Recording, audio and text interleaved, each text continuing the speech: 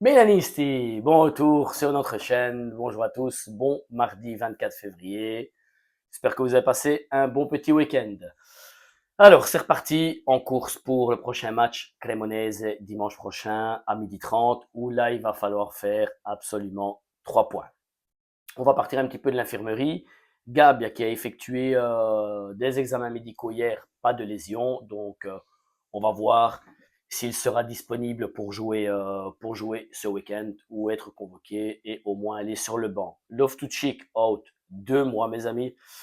Pour ceux qui disaient que c'était un coup banal, qu'il n'y avait rien du tout, ou quoi que ce soit, oui, il y avait bien une erreur arbitrale. Pour moi, il y avait bien matière à aller voir au VAR pour donner un penalty parce que le gardien sort exclusivement et totalement sur le joueur. Et donc, il y avait matière à aller voir au VAR et donner ce penalty. Loftus-Cheek, qui a fracture de la mâchoire, je le rappelle, et qui sera bien out. 8 semaines, donc 2 mois pratiquement championnat, fin de championnat, quoi. Donc voilà, c'est une perte, un élément en plus, même si c'est pas un titulaire à part entière, mais c'est quand même une perte d'ici fin de saison. Alors on va ouvrir le chapitre, 2 chapitres avant de parler de la société et de ce que je pense de cette société. Premièrement, ceux sur les arbitres et ceux sur les points perdus. Alors, le dossier sur les arbitres. Je vais lire d'abord ce qui s'est dit, et puis je vais vous dire le nombre d'erreurs arbitrales qu'il y a eu cette année contre notre équipe, contre le Milan. Alors, la Repubblica, le journal, l'a sorti déjà hier et a fait entendre que, et apparemment c'est ce qui se confirme au niveau des arbitres, de l'AIA dans les déclarations, ça serait qu'ils font croire que malgré le règlement, donc je lis textuellement, malgré le règlement, il n'y avait pas de faute sur le but du Parme, malgré que tous les arbitres, ça c'est ce que moi je rajoute, malgré que tous les arbitres, ex-arbitres et opinionnistes ont dit le contraire, qu'il y avait bien une faute, en principe de base, celle sur Maignan parce qu'il y a un blocage sur le gardien. Et deuxièmement, celle sur Bartezag. Et comme l'a dit l'ancien arbitre Cesare, il y avait non pas une, mais 2 fautes sur la même action. Pour se protéger encore une fois et pour se faire passer pour ceux qui ne sont pas fautifs encore pour cette action-là, comme d'habitude contre le Milan, là, il a décrété qu'il n'y avait pas de faute, qu'il n'y avait pas matière à aller même consulter le VAR par rapport à ça, parce que l'arbitre devait dire directement qu'il n'y avait pas faute. Alors, je trouve ça scandaleux. Je trouve ça scandaleux, mais d'une manière vraiment, on va dire même incroyable, parce que on se rend compte que chaque week-end, il y a une erreur arbitrale. Et je vais vous dire le nombre d'erreurs arbitrales, il y en a eu exactement. Je n'ai pas eu le temps d'écouter encore la vidéo de la personne qui l'a fait, qui travaille pour Pianeta Milan, Stefano Bressi. 16 erreurs arbitrales depuis le début de saison qui nous ont coûté des points. 16 erreurs arbitrales. Pratiquement toutes coûté des points. Entre autres de celles-là, je vais vous dire tous les bêtes points qu'on a perdus depuis le début de saison. Donc, contre la Cremonese, défaite au début de saison, 3 points. À Pisa, 4 points sur 6, on a perdu 2 points. Un match nul au match aller. Parme, 1 point sur 6. Un match nul à l'aller où on gagnait, je le rappelle, 2-0. Et on perd 0-1 ici ce week-end. 5 points de perdus.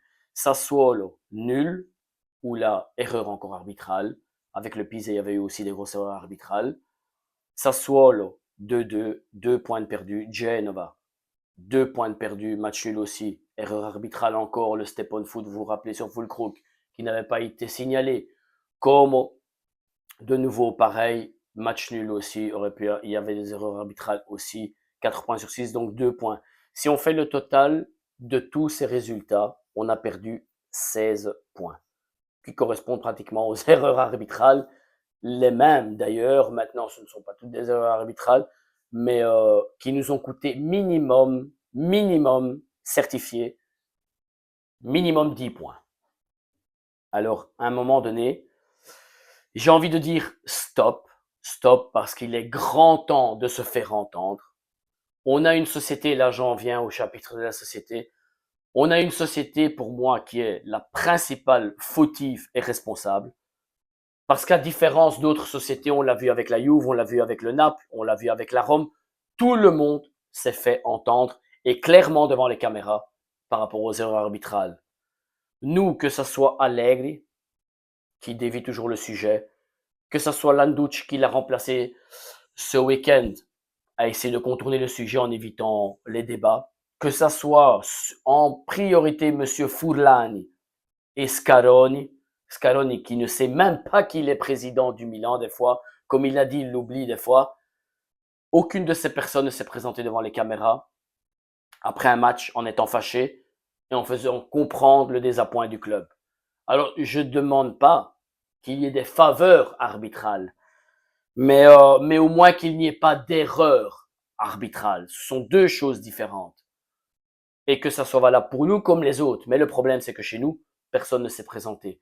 Ce week-end, après l'erreur arbitrale qui a été faite à Bergamo contre le Naples, à l'encontre du Naples, le directeur sportif, Mann, ne s'est pas gêné de le dire en conférence directement et a bien rentré dedans par rapport aux erreurs qui sont répétitives. Gasperini ne s'est jamais gêné de le dire non plus. Conte, encore moins. Marotta, à la moindre erreur qu'il y a eu depuis le début de saison, s'est présenté devant les caméras. Et nous sommes la seule société qui poulisait des grandes sociétés de ce championnat qui ne dit jamais rien. Et aujourd'hui, on en voit le résultat. On subit tort sur tort sur tort arbitral chaque week-end. Et il est arrivé le moment de dire stop, parce que ça ne peut plus continuer comme ça. Malgré nos erreurs qui sont faites, des choix de composition, d'Allegri, tout ce que vous voulez, on met tout en compte. Mais les erreurs arbitrales sont bien là et nous ont coûté plusieurs points. Alors, pour les deux dernières choses à dire, je vais ouvrir un petit passage sur Leao et Pulisic. Bon, Leao, j'en ai assez parlé.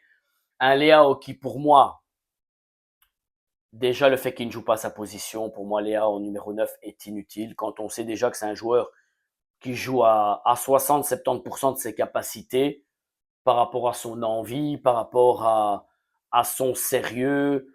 Le garçon prend toujours trop tout à la rigolade. Donc, à partir d'un moment où on part déjà de cette base et qu'on le déplace de sa zone de confort, qui est le flanc gauche, ben, le joueur pratiquement ne sert plus à rien. Ne sert à rien du tout parce que ne gagne aucun duel au niveau de l'attaque, ne défend pas quand les défenseurs sortent balle au pied. Donc, c'est un joueur perdu. On joue à chaque fois à 10 chaque match. Pulisic, ces dernières rencontres aussi qui a du mal. Alors, je ne sais pas si c'est dû à sa blessure qu'il traîne depuis le début de saison ou un petit coup au moral par rapport au fait que le club ne lui renouvelle pas son contrat. Ce qui m'étonne, je suis honnête avec vous, ce qui m'étonnerait fortement parce que Pulisic est pour moi un sportif et un homme top qui donne toujours le 200% de lui sur le terrain, donc je ne pense pas que c'est ça. Mais pour moi, peut-être aussi déstabilisé de sa position aussi, qui était beaucoup plus à l'aise sur son flanc. Donc, Allegri, repassons à ce 4-3-3 qui mettrait à l'aise surtout toute notre attaque. La défense, on a montré qu'on a pu l'arranger, quoi qu'on en dise, malgré qu'on n'a pas des titulaires forcément au niveau central. Repassons au 4-3-3, mettons Leao à l'aise pour ce qu'il donne chaque match, mais au moins ça sera déjà ça. Pulisic libre de dribbler sur le flanc aussi, pour redonner quelque chose de nouveau, parce qu'il va falloir trouver des solutions d'ici fin de saison et on ne peut plus continuer de cette manière-là. Alors pour ce qui est Mercato, les deux petites nouvelles d'aujourd'hui. Alors la première est celle de McKennie serait sur le point de re-signer avec la Juve. Pour moi, ça me dérange pas plus que ça. C'est un joueur qui aurait pu arriver gratuitement, mais je vise mieux que ça.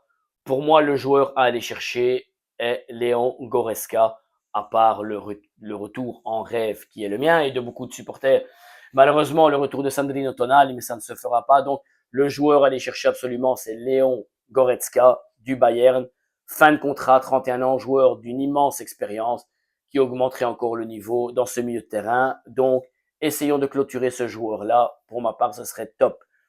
Et la nouvelle de Mercato, vraiment qui nous intéresse aujourd'hui, c'est celle du Milan intéressé à un joueur en première ligue, un joueur qui arrive aussi à fin de contrat ici au mois de juin, un joueur qui appartient à Manchester United et qui a été prêté à Aston Villa cette saison, qui venait du Dortmund et qui est Jadon Sancho, joueur très percutant sur le flanc offensif, qui a failli arriver l'année passée, qui était à deux doigts, je pense, d'arriver à la Juve. Pour moi, pourquoi pas, surtout si on décide de mettre, et j'espère, Leao sur le marché, qu'on prenne Sancho pour jouer sur le flanc gauche, on garde Pulisic à droite et on prenne un vrai attaquant. Ça serait une très bonne recrue pour moi, un joueur assez jeune, encore de 25 ans, année 2000, qui a encore beaucoup à donner. On l'a vu, surtout le Sancho de Dortmund était un joueur intenable sur le flanc offensif. Donc, pourquoi pas un joueur gratuit, gratuit Sancho, gratuit Goretzka, et on peut investir tout le budget sur le numéro 9, que ce soit Vlahovic ou Kean. Vlahovic, à mon avis, j'en reviendrai peut-être ce soir ou demain. Je dois écouter les nouvelles de Nicolo Skir de Top Catch qui s'occupe du mercato. À mon avis, ça parlera sûrement du renouvellement, soit avec la Juve, ou soit le Barça qui est dessus, je ne sais pas, je vous dirai ça ce soir ou demain, ou Moïse Kean de la Fiorentina qui partira sûrement en fin de saison, et si Allegri le veut, il viendra directement à Milan. Donc voilà, nouvelle pour aujourd'hui les amis, petit like à la vidéo, abonnez-vous, il reste 5 petits abonnés pour franchir la barre des 100, j'y tiens pour augmenter après les abonnés, et sempre forza Milan.